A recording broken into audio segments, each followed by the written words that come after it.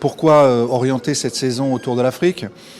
Simplement parce que à l'échelle mondiale, deux événements majeurs arrivent cette année. D'une part, en France, la saison Africa 2020, qui est donc cette carte blanche, cette invitation de l'Afrique, des Afriques en France pour présenter la diversité culturelle des cultures africaines.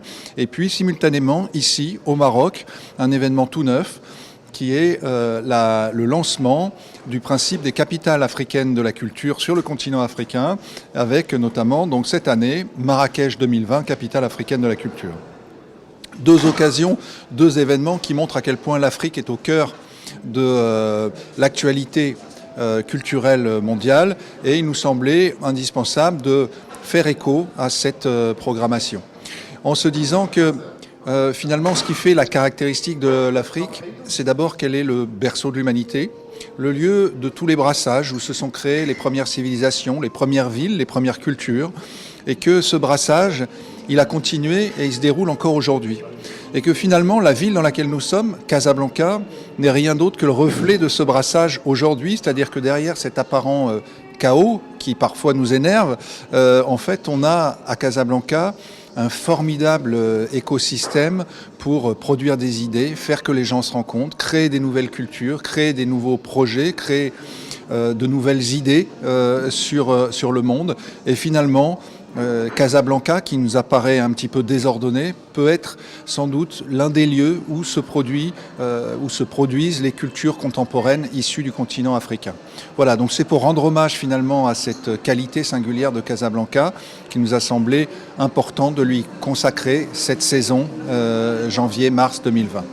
Alors le programme sera à l'image finalement de cette thématique, c'est-à-dire que nous inviterons beaucoup d'artistes africains. Donc on aura comme ça toute une série de propositions tout au long de l'année, notamment beaucoup de musique. Et puis cette thématique sera abordée aussi sous l'angle de temps forts, de rencontres littéraires et de temps de réflexion.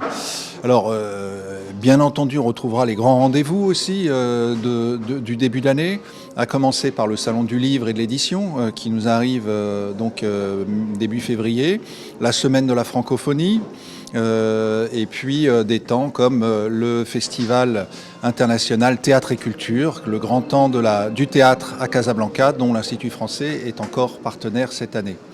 Voilà. Et puis d'autres moments comme le Festival international du cinéma d'animation de Meknès, le FICAM, qui revient aussi.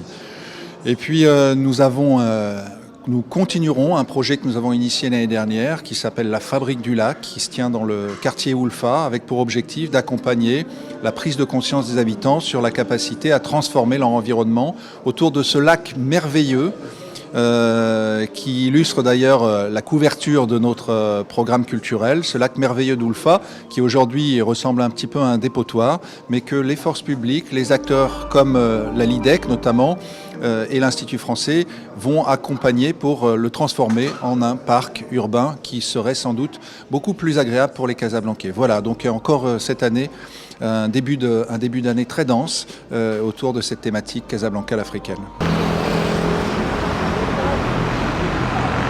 ما تنساش تابونا في لاشين وتأكد بالجرس باش يوصلك جديد فيديوهات من هيث بريس.